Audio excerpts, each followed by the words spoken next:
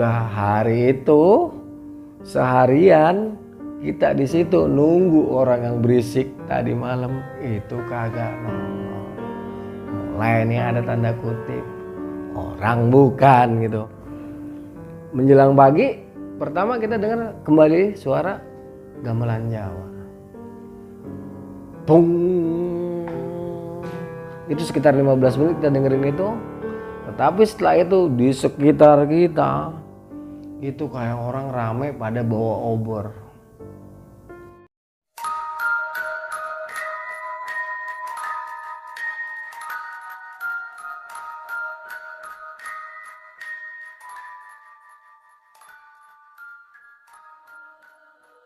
Kebakaran, suara itu masih tetap kedengeran, cuman pikiran kita itu pendaki lain.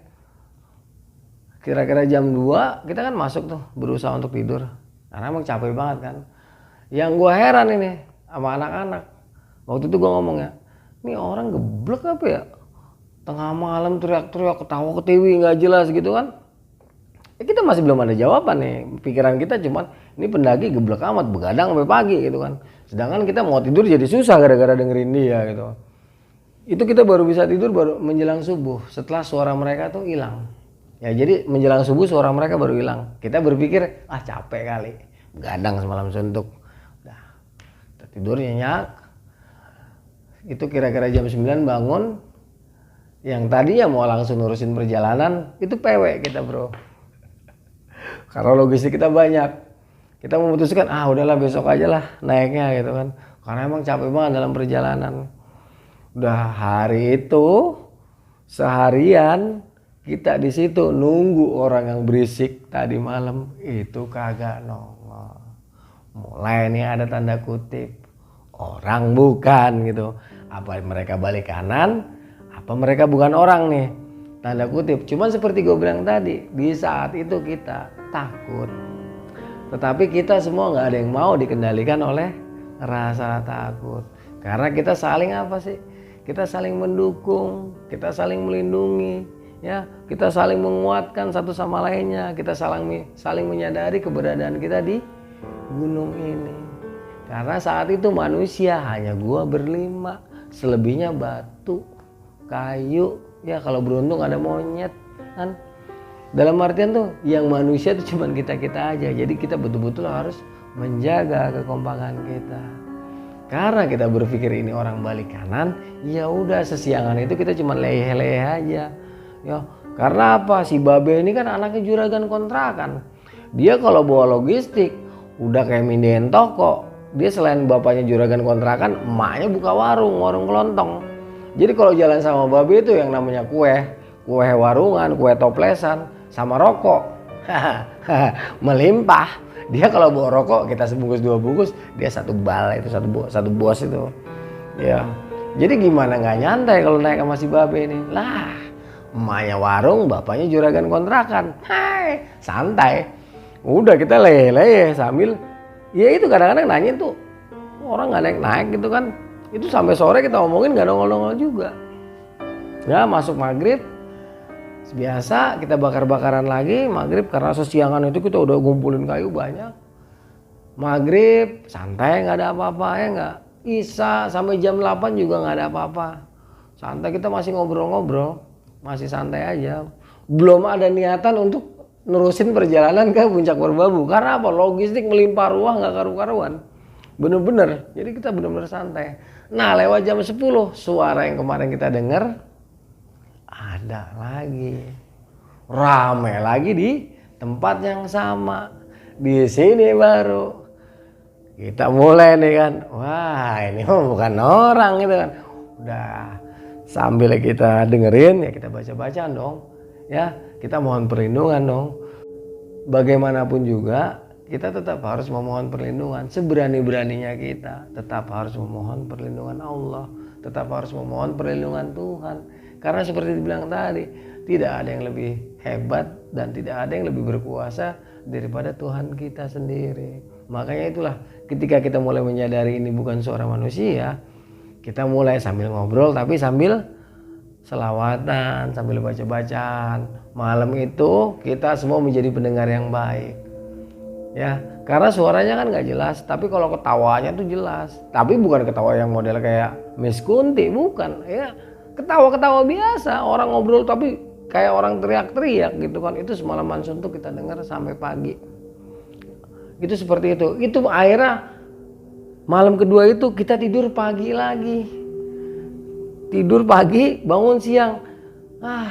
Masih males kan, kagak mau berangkat kita. Udah nyantai. Udah masih banyak logistik, rokok masih ada 2 bos. Itu kan masih ada 20 bungkus. Si Babe jarum coklat 1 karton itu yang 10 bungkus, jarum super Samsu. Ya dia bawa 3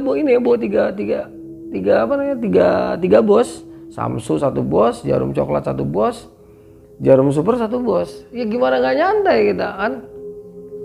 Udah siang itu kita bangun siang lagi sekitar pagi itu kita bangun siang lagi sekitar jam 10. Untuk memastikan kembali kita akhirnya menunggu. Setelah kita tunggu sampai sore nggak ada juga yang naik, yakin fix ini bukan human. Kita buktikan malam ini, malam terakhir kita di sini. Kalau masih ada suara itu, fix it's not human. Udah kita tunggu maghrib dengan was-was. Sambil kita perhatiin, jadi kita sering senter-senter ke arah jalur kan. Kita perhatiin, kayak kemarin lagi kan, habis maghrib nggak ada suara, habis isya nggak ada suara, jam 8 nggak ada suara. Begitu jam 10 bersuara lagi, udah langsung, udah dia ini mah, udah besok kita cabut deh. Ya udah tidur aja, cuekin aja gitu kan. Kemarin kan kita juga ada harapan nunggu-nunggu ya, ada barengan. Kenapa sih nunggu-nunggu orang ada barengan juga? Karena tidak ada satupun di antara kita yang pernah mendaki Gunung Merbabu. Literasi yang kita terima di bawah rasanya masih kurang gitu, sehingga kita merasa siapa tahu ketemu pendaki lain kita bisa bareng, jadi aman nih perjalanan kita. Ternyata yang kita tunggu-tunggu kan nggak ada. Ya udah malam itu bodo amat dah, lu mau teriak-teriak, lu mau ketawa, lu mau ngikik kek, lu mau nyungsep, bodo amat. Akhirnya kita tidur. Alhamdulillah kita bisa tidur nyenyak, bangun pagi seger. Itu sekitar jam 7 kita bangun, masak, makan, packing, kita langsung jalan. Itu yang gue inget punggungannya tipis ya. Yang gue inget punggungan di Merbabu dari jalur Tekelan, dari jalur Kopeng itu tipis kiri kanannya. Sebelah kiri kalau nggak salah itu jurang dalam, sebelah sini jurang yang begini-begini gitu. Nah itu datar, naik, sampai kita ketemu pos 5. Nah dulu namanya pos 5, gue nggak tahu sekarang namanya pos berapa. Nah di pos 5 ini dulu ada kawah mati. Nah di area kawah mati ini terdapat sumber air tawar yang cukup baik. Nah kebetulan saat itu emang ketemu. Nggak tahu nih sekarang, lu udah pernah belum lewat situ? Belum. Nah saat itu ada, gue nggak tahu kalau sekarang. Kebetulan bagus emang, nggak ada rasa belerangnya. Padahal posisinya dia ada di sekitaran area kawah mati. Di situ air kita yang udah 3 hari kemarin yang nampung air hujan kita isi lagi, kita penuhin, terus kita jalan lagi. Kita jalan santai, bener-bener jalan santai. Capek dikit, break, ngudut. Jalan lagi capek dikit, break, ngudut. Sampai akhirnya kita ketemu tanjakan yang parah, bener-bener parah banget tanjakannya. Itu cukup lama ya, parah. Nah di ujung tanjakan itu kita ketemu pertigaan. Itu udah agak sore, sekitar jam 3 atau jam 4. Jadi kita bergerak jam 8 pagi dari pertigaan dari pemancar tadi. Karena kita jalan bener-bener santai, capek break, capek ngudut, sampai di pertigaan jalur nih ya, kita nggak tahu nih kalau ternyata besokannya ini yang ke puncak Merbabu, Genteng Songo, ini yang ke puncak Syarif Hidayatullah. Di situ dulu ada batu besar di pertigaan itu, di belakang batu besar ada 1 pohon. Nggak tahu masih ada apa enggak. Gua ada fotonya, nanti kalau emang lu perlu, gua ada sekitar 6 atau 7 ya, termasuk foto gua di puncak Merbabu ada, nanti gua kasih ke lu. Nah kita ngebase di sini karena apa?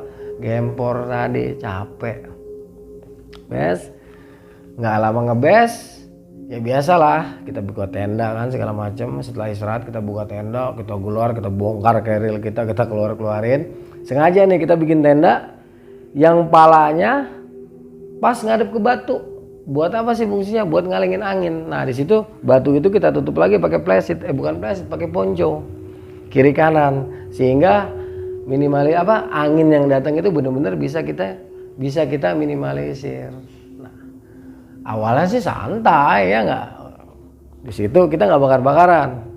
Kita duduk aja di atas batu sambil masak, sambil nikmatin sunset yang matahari yang meninggalkan bumi. Itu pemandangan cukup indah di situ. Wah santai. Gua masih Ucup tuh, gue inget banget duduk di atas batu. Wah mandang kiri kanan ya enggak. Kalau kemarin jam 10 malam, sekarang habis maghrib udah langsung kedengeran sesuatu. Pernah dengar musik ini nggak? Gending. Ning ning dung dung dung dong. Nggak cuman gamelan, jadi satu set ya yang ada yang kenong-kenongan kecilnya, terus yang ada alat musik lainnya. Yang namanya gamelan gimana sih? Lengkap, alat musik Jawa itu lengkap. Itu pertama kedengeran jauh. Pertama gua pikir gua doang yang denger kan sendirian. Gua diam aja. Gua bilang, wah jelas banget. Nggak lama Ucup nyenggol gua. Denger nggak lu? Denger. Soalnya kan masih anak, lu denger kan? Denger kan? Ternyata kita denger semua kan. Takut, cuman segera kita isi dengan sholawat tadi. Kita segera rubah bahwa ini di bawah mungkin lagi ada orang sunatan kali, lagi ada orang hajatan kali gitu kan. Kita mencoba merubah mindset sambil kita baca-bacaan, kita ngobrol. Itu merinding bro, merinding banget. Karena setiap suara gongnya itu deng, itu bulu kuduk langsung deng berdiri gitu kan. Sedangkan suara dengnya itu interval waktunya antara 5 menitan setiap bunyi dong, dong, terus musik lagi kan, itu setiap bunyi kayak gitu langsung tring, bulu kuduk tuh naik. Itu semalam suntuk dari maghrib sampai subuh kita dengerin ya. Malam itu kita ada yang tidur nyenyak, jadi tidurnya tuh ganti-gantian. Jadi pertama nih gua tidur nyenyak, rupanya si Ucup nggak bisa tidur gitu kan. Giliran si Ucup tidur, ntar si Babe bangun gitu. Jadi malam itu kita tidur nyenyak tapi bangunnya ganti-gantian. Karena bangunnya ganti-gantian dengan interval waktu yang berbeda, akhirnya kan kita tanya-tanya ntar kan. Jam 1 bangun, gue jam 1 bangun terus. Masih ada suara gamelan? Masih. Terus si Bolas, gue jam 2:30 bangun, kata dia. Sekitar jam 2:30 gue bangun lah. Masih ada suara gamelan? Masih. Jadi interval waktu kayak gue nih, gue kan tidur duluan ya. Gitu kalau nggak salah jam 9 gue udah tepar. Itu kan suaranya masih ada kan. Berarti di saat gue tidur gue nggak denger dong suara gamelannya kan. Nah rupanya yang belum tidur nih anak-anak denger sampai jam 12 itu masih kedengeran. Ya. Nah yang jam 12 tidur, yang dari sore udah tidur kayak si Bolas. Nah Bolas bangun jam sekian dia denger. Jadi di antara 5 orang ini interval waktunya jadi berputar sampai pagi kita denger semua. Berarti kan semalaman suntuk. Kenapa bisa tahu walaupun gue tidur bisa tahu semalaman suntuk? Karena besokannya kita cerita. Jadi gue kadang-kadang itu kalau kita naik udah tahu sama tahu, ya kita bukan saling nakut-nakutin bro masalahnya bro. Kita ini udah tahu sama tahu bahwa manusia kita aja. Jangan sampai cuma satu orang aja yang memendam rasa takut karena dia melihat sesuatu. Ya kalau memang mentalnya udah cukup semua, kalau mentalnya udah bagus semua, ya jangan sama orang yang baru naik gunung lo omongin. Ya bisa kencing di celana dia kan. Ya, karena kita ini udah sering naik gunung semua, akhirnya kita ngomong, lu denger, ya gue denger sampai pagi, ya udahlah, cabutlah kita. Jadi pas pagi-pagi itu kita bangun masak, karena kan sekarang di pos ini persediaan air kita nggak kayak waktu di Batu Tulis, hujan kita nampung air banyak kan, di sini kan persediaan air terbatas. Udah selesai masak itu pagi-pagi kita langsung bergerak ke puncak Genteng Songo. Jadi gue inget tuh, nah kita melipir ke kanan. Terus jalanannya datar ya, datar terus langsung kita naik semacam kayak tebingan gitu. Tebingan apa itu yang namanya jembatan setan, gua nggak tahu, udah gua lupa. Jadi begitu naik tebingan itu, seret kita mesti scrambling, semi rock climbing. Kita belok ke kanan, itu puncak Genteng Songo. Wadah, itu kita berangkat jam 8 pagi. Sampai puncak Genteng Songo itu mungkin sekitar 8:30 atau jam 9 lah. Yang jelas interval waktunya tidak terlalu lama. Justru kita lama ada di puncak Genteng Songo, kita nikmatin pemandangan yang luar biasa karena di depan kita kan Merapi, terus ada gunung nggak tahu nih apa Slamet, Cindoro, Sumbing mungkin, terus gunung-gunung yang sekarang udah biasa disebutin orang itu banyak itu. Pagi-pagi kan masih kelihatan, cakep banget. Itu kita di puncak itu sampai sekitar jam 1 siang karena kan kita bawa kompor ke atas, bawa kompor, bawa logistik ya, kita nyantai, bener-bener nyantai, kita nikmatin suasana di puncak itu sampai sekitar jam 1. Setelah udah puas, ceprot, kita turun lagi ke mana? Ke base camp kita yang di pertigaan, istirahat, tidur. Sekitar jam 4 kita baru ke arah Genteng Songo, ke arah Puncak Syarif Hidayatullah. Itu nggak terlalu jauh ya, seingat gue ya, itu alang-alang nih ya, alang-alang. Dan di atasnya pun masih alang-alang, belum ada yang namanya tulisan Puncak Syarif Hidayatullah, nggak ada, masih alang-alang begitu aja. Cuman dari pelangnya aja kita tahu nih yang pas di pohon. Kiri Puncak Syarif, kanan Puncak Genteng Songo. Karena kita ke Puncak Syarif itu udah jam 4 sore, otomatis pas turun kita kena maghrib lagi ya. Jadi kebetulan air tuh cukup. Kebetulan air tuh masih cukup malam itu untuk kita ngebase di tempat yang sama. Ya udah kita ngebase lagi. Waktu di Puncak Syarif itu pemandangannya kan luar biasa bro. Kita dapat sunset. Alhamdulillah nih fotonya ada ya. Nah, kita dapat sunset, nikmatin. Begitu matahari udah tenggelam full, kita baru balik ke base camp kita. Begitu balik, begitu sampai kan udah lewat maghrib dong. Nah begitu udah lewat maghrib, kita nggak dengar suara gamelan sekarang. Itu sepertinya tuh nggak ada apa-apa, santai, tenang-tenang aja. Yang kedengeran hanya suara gemuruh angin yang luar biasa. Karena kelihatannya itu nggak ada apa-apa, kumat lagi nih. Kenapa yuk? Gitu, ya udah gitu kan. Nah kebetulan di situ ada beberapa pohon-pohon kecil gitu, pohon-pohon kecil yang udah kering. Terus ada beberapa pohon-pohon besar juga lah, bukan pohon besar ya, pohon-pohon yang paling batangnya segini lah, batang utamanya tuh sebetis gitu kan. Cuman ranting-ranting keringnya banyak. Memang kalau kita bakar-bakar itu ya mungkin 1 jam aja dia nggak bertahan, tapi baranya kan kita perlu untuk ngangetin. Udah kumat, kita nyari kayu tuh sedapat-dapatnya, dapatlah lumayan banyak itu kayu-kayu kecil yang gampang habis. Cuman kita usahain kita bakar di dekat batu tuh, kita bakar jadi di depan bivak kita. Kita nikmatin pemandangan sama-sama di luar karena pemandangan di situ bagus banget. Bagusnya minta ampun. Cuman untuk sampai ke situ kalau bawa air, gua sekarang hatur thank you, nggak mau gua, makasih. Kecuali bawa porter, gua inget tanjakannya buteng, bener-bener begini tuh. Sebelum pertigaan tadi, tanjakannya begini banget nih. Sebelumnya tuh datar gitu kan, datar, naik sedikit santai, terus kayak ada lapangan tuh sebelah kanan atau sebelah kiri. Pokoknya sebelum tanjakan yang parah itu, ya habis pos 5, agak naik sedikit, terus sebelah kanan tuh kayak ada lapangan, gua nggak tahu lapangan apaan, terus baru abis itu cus naik, bener-bener ngejos gitu kan tanjakannya. Makanya gua kalau suruh kayak dulu lagi, bobo keril, bobo air situ suruh ngebes. Makasih bro, lu aja dah sama bapak lu yang metal-metal, gua kagak ikutan. Buset deh, pegal bener gua kalau inget. Dan yang paling gue inget dari Merbabu adalah dinginnya. Dinginnya jempol Merbabu. Merbabu kalau gue bilang tuh saingannya Lawu urusan dingin. Bisa gue bilang setara mereka. Gila. Dinginnya minta ampun Merbabu. Tapi karena memang kita dulu punya teknik-tekniknya. Gua walaupun gak punya sleeping bag, ada teknik untuk mengatasi rasa dingin. Ya, biasanya gua bawa training sama sarung. Jadi lapis ini gua luarnya gua lapis training. Terus gua tutup lagi pakai sarung. Kaki gue itu gua pakai kaos kaki 2 double.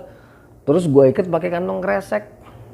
Kantong kreseknya nggak 1, 3 atau 4 kantong kresek, 1 kaki itu gue ikat sama kiri kanan.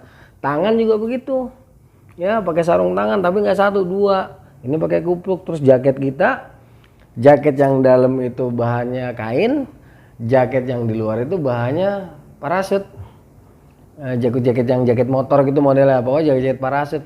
Nah itu angetnya wow gitu kan. Ini salah satu trik buat temen-temen yang nggak bisa beli SB ya. Kalau lu punya jaket motor bawa aja, itu hangat banget. Cuman di dalam jaket motornya usahakan ada jaket dari bahan kain untuk pelapis ya, itu hangat banget bener, gue berani jamin. Jadi lu pakai celana double, pakai training, sarung, kaos kaki 2, ikat lagi pakai kantong kresek. Satu kaki ini 5 kantong kresek. Nggak dingin bro, bener hangat. Ya, zaman dulu lu nyari counter outdoor budak. Lah, zaman dulu mah orang ke mall masalahnya. Yang ke gunung tuh secuil, nggak kayak sekarang. Yang ke mall sedikit. Tapi yang ke gunung, lah kalau udah musim liburan, mall sepi. Lah gunung yang rame. Beda sama gua dulu. Nyari counter itu budek, makanya kita selalu punya inovasi. Kita selalu kreativitas bagaimana sih menciptakan kreasi-kreasi yang bisa melindungi pergerakan kita dan keberadaan kita saat kita melakukan pendakian. Itu nggak terbatas di tenda, nggak terbatas di matras, nggak terbatas di sleeping bag. Itu semua bisa kita inovasi, itu semua bisa kita tanggulangi dengan berbagai bahan yang super murah tetapi sangat nyaman ya, bahkan melebihi SOP. Hanya tampilannya aja yang disebut gembel, tapi soal nyaman boleh diadu, nyaman banget itu ya. Kenapa walaupun dinginnya kayak apaan tahu itu merbabu, kita santai-santai aja, kita tetap nyenyak tidur karena itu ya. Nah, udah, kita kembali lagi ke cerita. Di saat kita bakar-bakaran itu kan suara gendingnya tuh udah nggak ada ya, nggak ada, kita nggak dengar suara gending nih.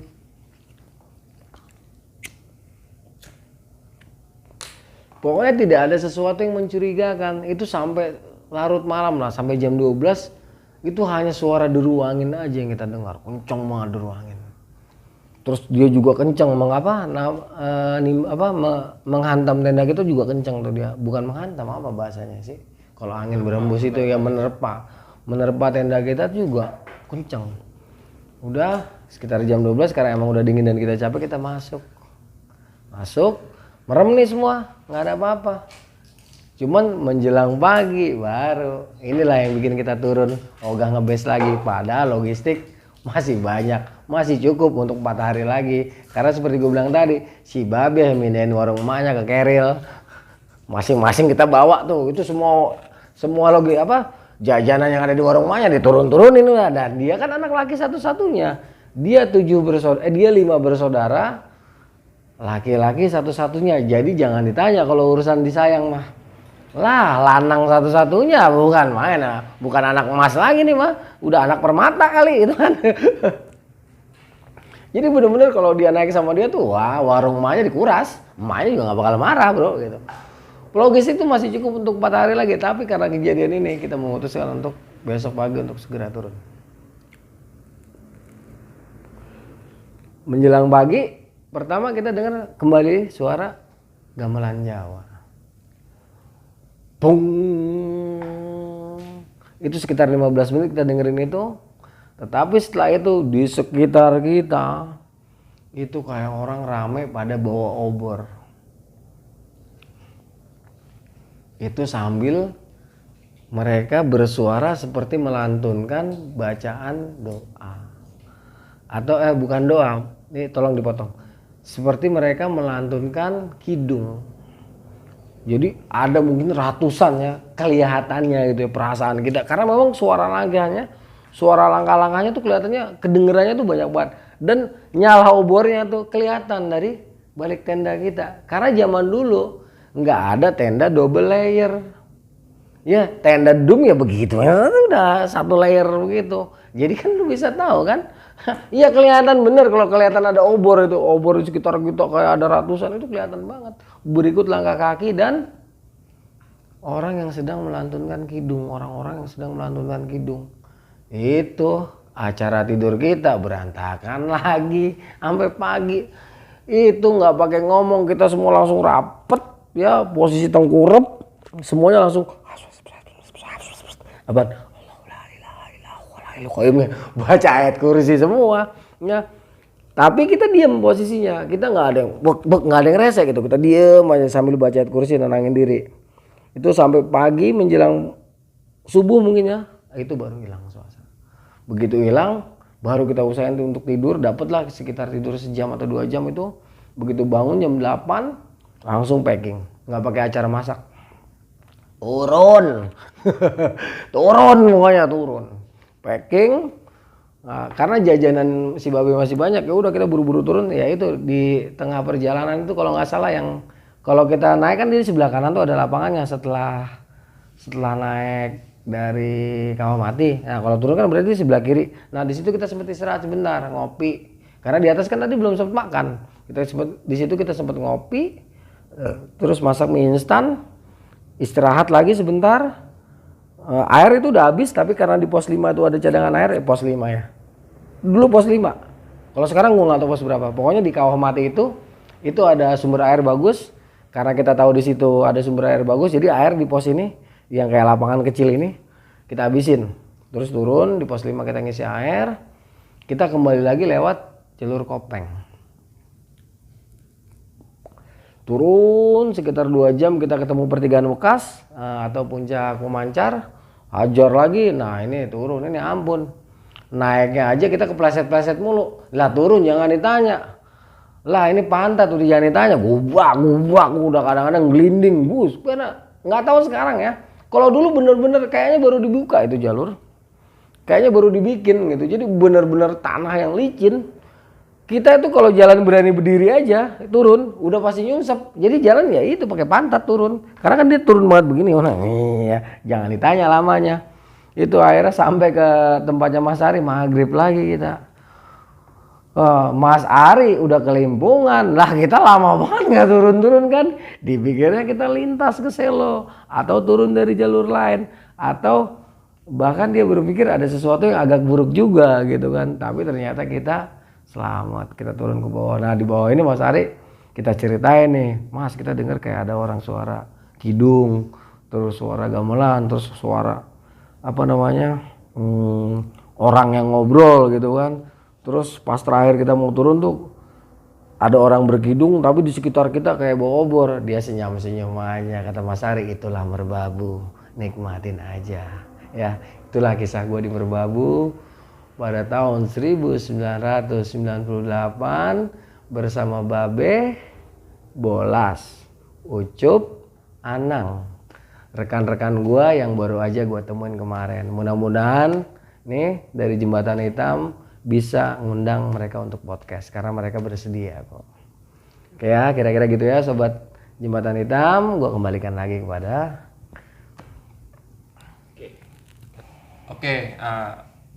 sobat-sobat teman-teman Jembatan Hitam, gue tadi udah mendengar cerita dari Kang Arya Sena mulai dari pendakian sampai turun. Nah di sini gue mau sedikit ada pertanyaan yang pengen gue tanyain sama Kang Arya Sena nih Kang. Kang ini gue pengen nanya ketika waktu pas lu pengen turun Kang ya, itu kan akan ngedenger suara sama ngelihat dari tenda itu banyak orang yang melintas bawa obor tuh Kang. Betul.